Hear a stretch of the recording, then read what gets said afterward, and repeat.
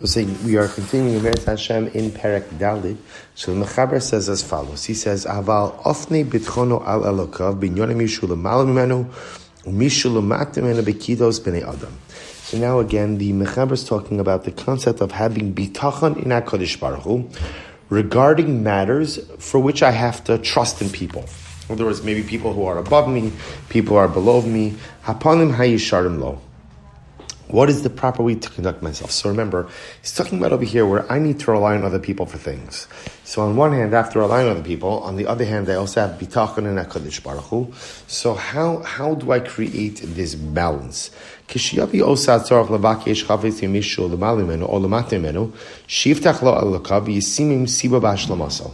literally translated, when the need arises for a person to make a request of someone, either someone who is superior to him or subordinate to him, he should rely on HaKadosh Baruch Hu to go ahead and fulfill his request, and ultimately, again, only consider those individuals involved as messengers of the Ribono Shel Olam to fulfill the request. So this is really an incredible idea. So here's Mechaber is outlining a really profound yesod in general in the concept of bitachon, namely that it's HaKadosh Baruch Hu who grants all of my requests. HaKadosh Baruch Hu who is in charge of everything. But rather what ends up happening is that sometimes the Ribono Shel Olam will have a messenger. And other people in their involvement in my life are purely messengers, but it is HaKadosh Baruch Hu ultimately who makes things happen. He says, Kasha Yasim Avodas Haaretz, he gives an example.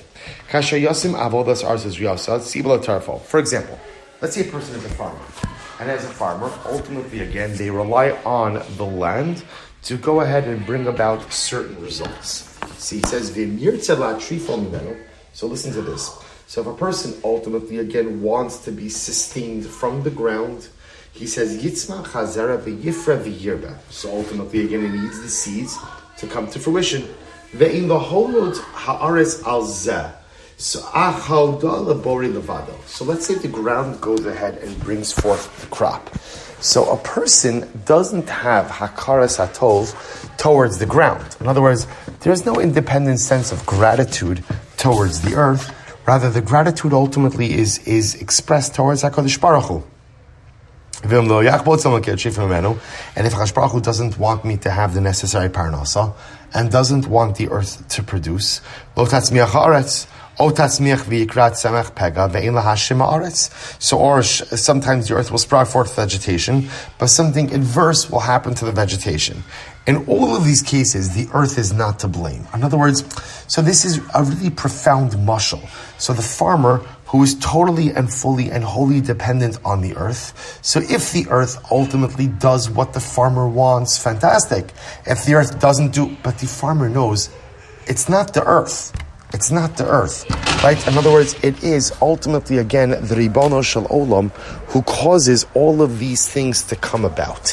It is HaKadosh Baruch Hu and only HaKadosh Baruch Hu who ultimately causes all of this. So this is really an incredibly important yesod. So of course the idea of the Mechaber here is in the same way that the earth doesn't act independently, but that the earth acts as an agent of HaKadosh Baruch Hu, and whatever, quote-unquote, the earth does, the earth is not doing unilaterally, the earth is acting as an emissary of God.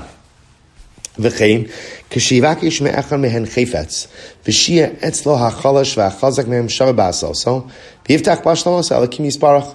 So you ask something from another person, right? Whether the person ultimately, again, is a weak person or a strong person, whether the person is able to fulfill the request, unable to fulfill the request, at the end of the day, a person has to realize that the actualization of my requests is not really dependent on the person, but ultimately dependent on the Ribono Shel Olam. Yishlam ayidei echad mehem, yoda bari yisbarach asher yishlimu chavtzo, v'yodel mishenasa al yodo al libo atov lo, v'shabari hevitu al to yodo.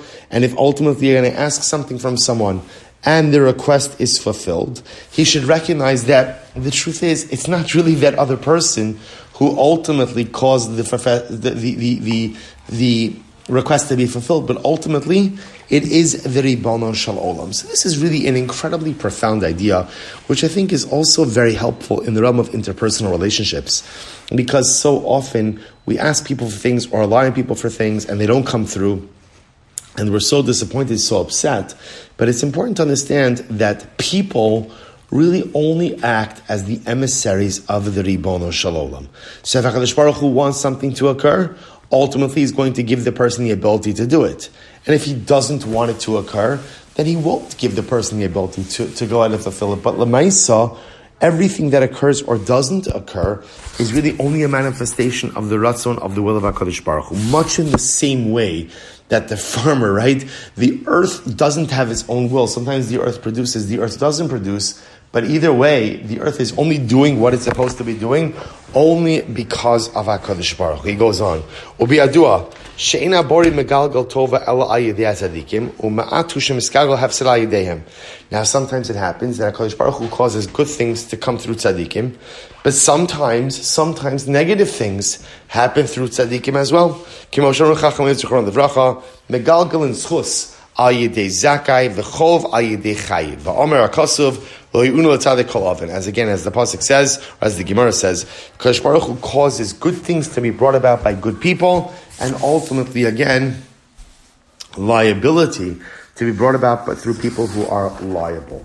The righteous shall not be the cause for anything wrong. Ve'im lo yishlam lo al yedehem al yashim va'yit lebem kitzer. This is very interesting. Let's say a person, I rely on something for someone and they don't come through, so a person shouldn't go ahead and be angry or blame that individual. But rather, a person should thank HaKadosh Baruch Hu, ultimately again, who has chosen to withhold this good from him. So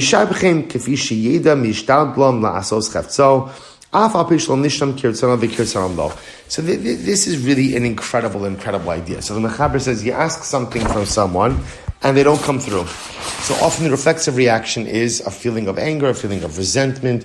You didn't do what I asked you to do. The Mechaber says, 1 second. Recognize that whatever did or didn't happen is a manifestation of the divine will, the Ratzon Abore. So at the end of the day, if you ask something from someone and they did not come through, it's naturally that they didn't come through, but ultimately, again, HaKadosh Baruch Hu did not want this particular event or this particular situation, this particular reality to materialize. The person is simply a shaliach, an agent, a messenger of HaKadosh Baruch Hu, much in the same way that the earth is the shaliach for HaKadosh Baruch Hu, for the farmer. And this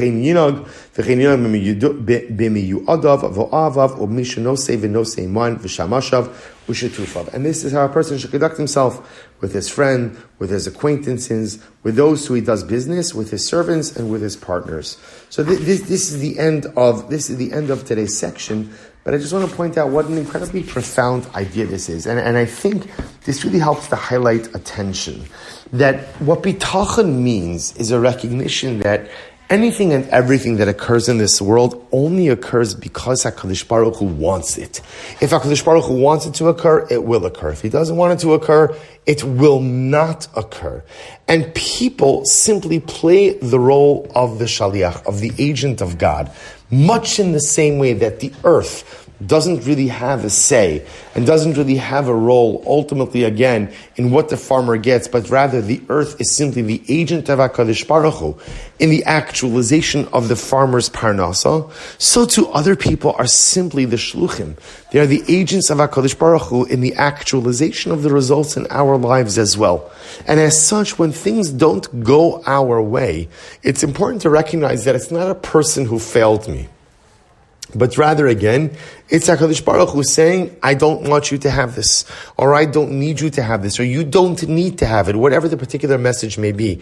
Now, of course, sometimes this is, what's interesting about this is, and we'll have to try to work through this, is the role of personal responsibility in all of this. Because the truth is, when we look at life, it feels like sometimes things don't materialize because people don't put in the right amount of effort, right? Had my friend tried harder, had my spouse tried harder, had my parent, had whoever it is tried, then maybe something would have come to fruition.